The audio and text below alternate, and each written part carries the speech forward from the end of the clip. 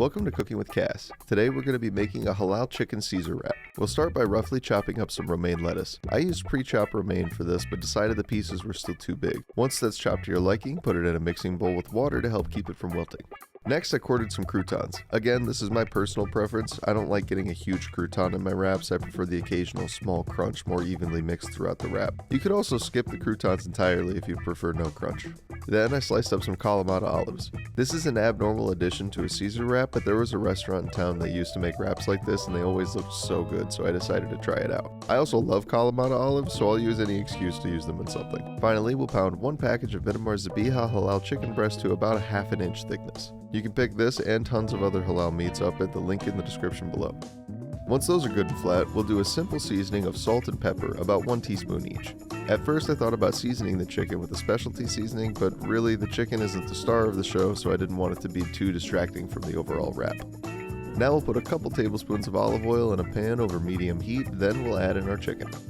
Let that fry for about 5 minutes to develop a nice golden brown crust. Then we'll flip that and fry for another few minutes until the thickest part of the chicken reads 165 degrees and both sides are nice and golden brown.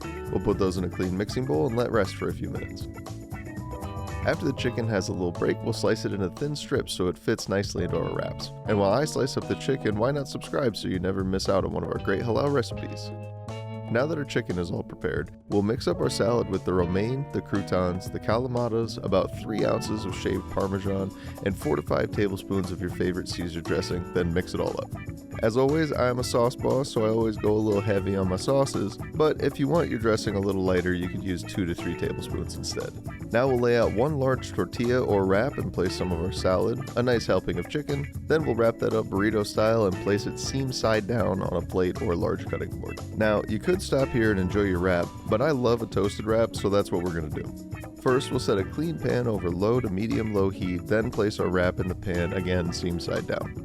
This will help toast it and seal up our wrap. I toasted my wraps for about 5 minutes on each side, but the time depends on how hot your stove gets. Make sure to check every couple minutes to make sure nothing's burning up. I really love the calamatas in this recipe. They added a nice tanginess on the back end of these wraps that made me want to come back for seconds, and I hope they will for you too. That's it from us this week. We'll see you next time with another great halal recipe.